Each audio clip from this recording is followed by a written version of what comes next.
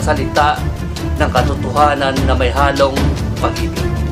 Bring all the glory to God. Ito ang programa na kung saan mamumulat sana ang iyong mata sa isang katotohanan sa huling panahon. Good morning sa lahat ng aking mga kaibigan na pastor na nakasubscribe sa channel na ito. At lalo na sa mga YouTubers na sumusuporta sa kapwa nila YouTubers. So sa umagang ito ating pag-uusapan ang isang, alam mo na, tawag doon mga sakit ng Pilipino na ikukumpara mo ang sarili mo sa iba. Tsaka ikumpara mo yung ibang tao doon sa ibang tao. So kumbaga, ang ating pag-usapan ngayon, huwag mong ikumpara ang liwanag ng buwan sa bituin. Kasi bawat isa sa kanila may kanya-kanyang liwanag. So hindi mo siya pwedeng i-compare na iba yung bituin, kasi dapat maging bituin ka dapat. Tapos ito naman dapat maging buwan ang liwanag mo, parang light lang. So kasi intindihin natin tayong mga tao na nilalang ng Diyos. May kanya-kanyang tayong talent at saka skills. So hindi pwede na dapat ganito ka. Gayahin mo yung iba. Especially sa mga parents natin. Halimbawa may papa ka, doktor. So nasa instinct na ng parents na dapat yung anak niya maging doktor din. Okay naman yan, balang araw yung anak niya naging doktor din, kasi nga ang kapalaran ng anak niya doon talaga sa pagiging doktor. So kung nangyari, gusto mo ang anak mo maging doktor, nakakaroon ko minsan ng conflict kasi nga ang pangarap ng anak na sacrifice, gusto ng anak maging teacher. So dahil ang porsigido ng anak mo maging doktor, ang nangyari ngayon, naging doktor ang anak mo, hindi dahil sa pangarap niya, kundi dahil sa pangarap mo. And then later on, magulat ka na lang, hindi siya masaya sa pagiging doktor niya. Kasi nga, ang pangarap na talaga, simula pa, bilang parents, alam mo yan, gusto niya maging teacher. Nasira ang pangarap niya dahil gusto mo, ang pangarap mo matupad sa kanya. Kaya kung minsan, hindi natin naisip, suportahan na lang anak natin na, sige anak, kung saan ka masaya, doon ka na lang. Suportahan. Taka. So, ngayon, wag natin i-compare ang pangarap ng ang liwanag ng buwan sa bituin, vice versa. Kasi tayo, may kanya-kanya tayong ibinigay ang Panginoon na kakayahan na pwede natin gawin. May mga, kumbaga, parang ito ito poor dad, ito naman rich dad. Ang dalawang yan, iba-ibang education ang ibinibigay sa kanilang anak. Itong poor dad, lagi niya sinisiksik sa isip ng anak niya na dapat anak, kumayod ka, maghanap pa ng trabaho para kumita ka, then tulungan mo yung sarili, talagang mag-aral kang mabuti, yan Pang rich dad, kumbaga, lumaki yung anak mo nang pumapasok sa isip niya, maghanap ng trabaho. Kumita siya, maghanap ng trabaho, laging ganyan. So iba ang brought up ng anak mo dahil sa poor dad. Ito naman ang rich dad, iba rin ang education na binibigay niya sa anak niya.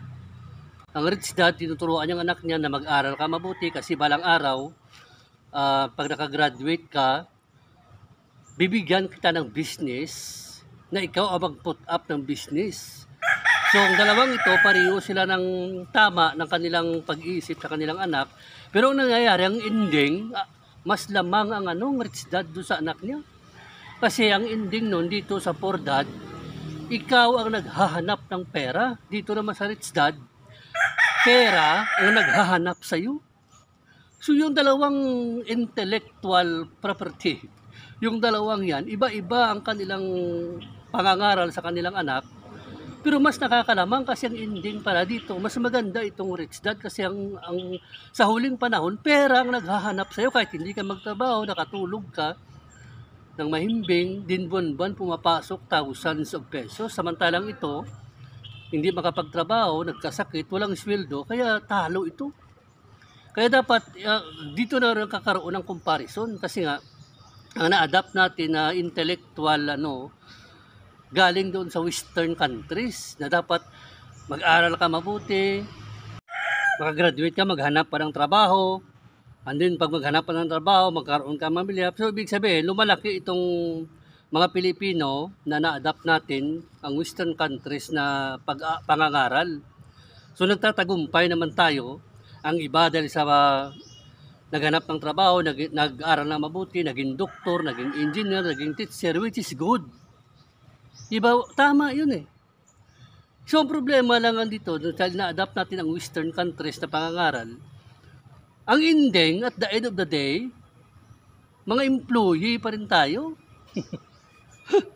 walang naging businessman kasi nga, although sa lipunan, kilala kang doktor, kilala kang engineer, teacher, mataas ang antas mong pinag-aralan, profesor ka, pero at the end of the day, ang conclusion, employee ka, hindi mo na madinayan.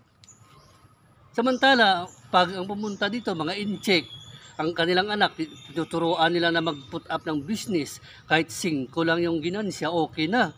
And then dahan-dahan, later on, at the end of the day, magulat ka itong Chinese national na ito, na tinuruan ng parents niya na mag-business, ang mga tao, more than 100 na. Isa ng mayaman.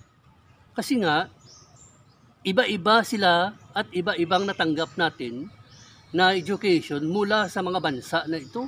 So, kung minsan nangyayari, nagkakaroon tayo ng sakit na dapat pati magulang natin, pangaralan natin ating anak, bakit hindi ka gumaya doon sa anak ni Kumari? Ang anak niya, engineer, magaling. Dapat ikaw sana, engineer ka rin. Kasi kinukumpare mo eh. May kasabihan nga tayo na huwag mo daw ikumpara ang liwanag na buwan sa bituin. Kasi ang bawat isa sa mga yan, may sariling liwanag na ibinibigay doon sa atin. Walang comparison dapat. So, nangyayari ang gulo, ang hurt feelings. Nangyayari yan dahil kinukompare natin ang sarili natin sa iba. Dapat ito ka sana. Hindi natin naisip na bawat isa sa atin may kanya-kanyang daan na nasit ang panahon na doon ka lalakad. Ibig sabihin, ito, pag ang kanyang pathway, maging engineer siya, doon siya masaya, doon siya maglalakad. Ikaw naman, nasit ng Panginoon na maging driver ka, huwag mong ipilit ang sarili mo sa isang bagay na doon ka masaya, hindi ka masaya doon. Kasi nga, doon ka nasit eh. Maging teacher ka, maging doktor, maging scientist. Bawat isa sa atin may kanya-kanyang gift. So kung naintindihan mo na ang liwanag ng bituin at ang liwanag ng buwan magkaiba, ang importante doon, may liwanag silang ibinibigay kasi tayo, darating din naman ang panahon na magliliwanag ka rin. Kaso, hintayin mo lang kung kailan. Di ba? Hintayin natin ang panahon, gabayan tayo ng Diyos sa pangapangarap natin kasi nga, hurtful naman talaga na hindi matupad ang pangarap mo eh. Kasi may mga bagay tayo na pangarap sa buhay na hindi natutupad. Pero sa ating part bilang tao, medyo malalang klaseng pangarap ito kasi walang katuparan. Kaya nga tayo na-depress, na-stress, dinaan natin sa lasing, sa droga, mga ganyan. Kasi doon binubuhos ang ating inis at pagkagalit sa isang pangarap na hindi nag-grant ng panahon. Samantalang siya naman, simulat ng bata, pangarap niya maging simpleng mekaniko lang, natupad naman. At okay ang buhay. So tanggapin na natin sa mundo na may mga pangarap talaga na hindi natutupad. Sa part ng tao, masakit yun. Pero sa ating part, sa harapan ng Diyos, okay yun kasi Diyos ang nakakaalam ng lahat. Oh my God! Wow! Diyos ang may pakana at nakikita niyang lahat na kuminsan ang pangarap nyo, pangarap natin, hindi niya ginagrant na matupad kasi nga alam niyang mas nakakabuti sa atin. Alam niya na ang pangarap mo na yan, hindi yan para sa iyo. Ito ang gusto niya sa buhay mo. Di ba? Mayroong ganun talaga eh. So kung minsan nag-create sa lipunan na inggit, doon nag-arise ang inggit. Alam mo yung inggit? Kapag hindi mo na ibulalas yan, nagkakasakit ka. At kapag nagkasakit ka na, magagalit ka dun sa tao na natupad ang pangarap niya. Samantalang ikaw na yung bigong-bigo, di ba? Kasi nga, kinukompare natin ang sarili natin sa iba. Dapat, parang ganito lang, kapag ang takbo ng panahon, hindi sumang-ayon sa gusto mo. Kapag ang takbo ng panahon ay hindi siya nag-grant sa mga pangarap mo sa buhay, bigo ka, huwag kang magulimihanan, relax ka lang. Umupo ka dyan, uminom ka ng kape, chill ka lang. Kasi may ganun talaga na ang takbo ng mundo, hindi sumasang-ayon sa'yo. Ang importante doon, ikonsulta mo si Lord kung anong plano niya sa'yo. Kasi may piniprepare si Lord na ito, simpleng bagay lang ito, pero pag sinunod mo ito, magiging masaya ka rito at dito ka magtatagumpay. Maraming ganun, kita mo si Joseph nga, di ba? Parang ang nangyari si Joseph, ganun din ang pangarap naman talaga ni Joseph, simple lang naman, di ba? Pero tinan mo, ibinigay ni Lord lahat sa kanya. Naging naging assistant or prince of Egypt siya. Kasi nga, may mga pangarap tayo na hindi natutupad. Pero may mga ang wala sa pangarap natin, yun ang binibigay. Yun ang maganda. Ang kasabihan nga ron, na kung minsan masama ang loob mo kasi may mga pangarap ka na hindi binibigay ni Lord. Pero dapat magpasalamat ka pa rin kasi yung mga pangarap mo na hindi mo inaasam noon pa, ibinigay ni Lord sa'yo. Di ba? Kaya fair lang ang buhay dapat. Di ba? Tignan mo lang in a positive way. Kasi halimbawa nito, may mga personal may mga pangarap ako, may nagusto ko magkaroon ng ganito. Hindi ko na angkin hanggang ngayon sa edad ko na to. Pero yung mga bagay na hindi ko naman iniisip ito, wala sa isipin ko ito, binibigay naman ni Lord sa akin. So nagpapasalamat pa rin ako kasi kung may mga bagay man ako na hiningi sa Kanya na hindi niya ibinigay, salamat pa rin kasi nga may mga bagay naman ako na hindi hiningi, binigay niya.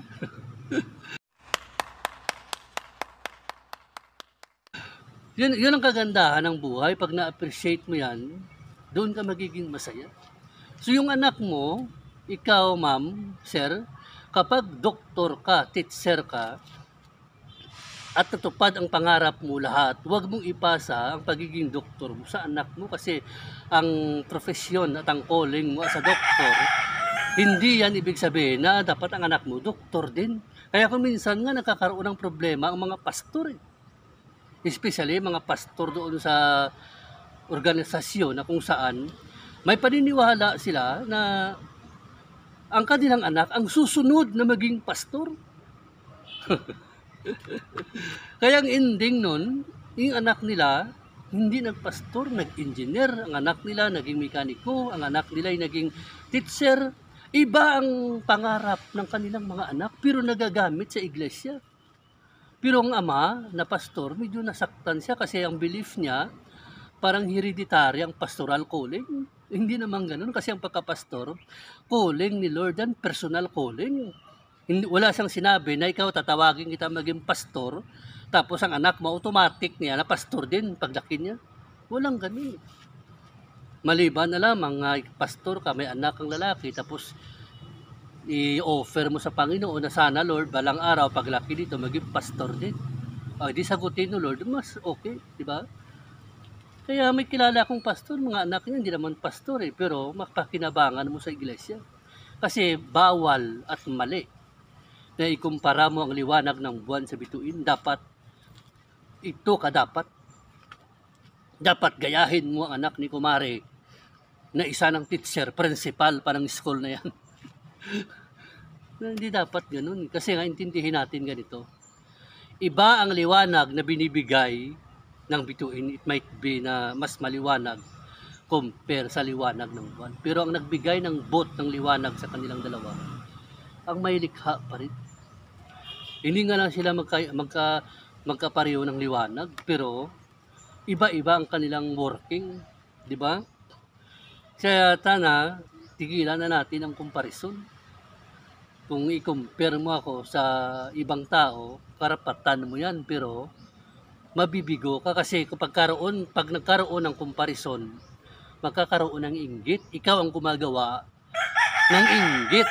Kinikreate mo yung inggit na kumalat sa buong mundo at ang inggit magbubunga yan ng masama. Paminsan papatayin mo ng tao sa inggit. So relax ka lang, di ba? Isipin mo na lang na iba ang calling mo sa kanya. So bago tayo mag-end, magkwento ako sa inyo parang ganito.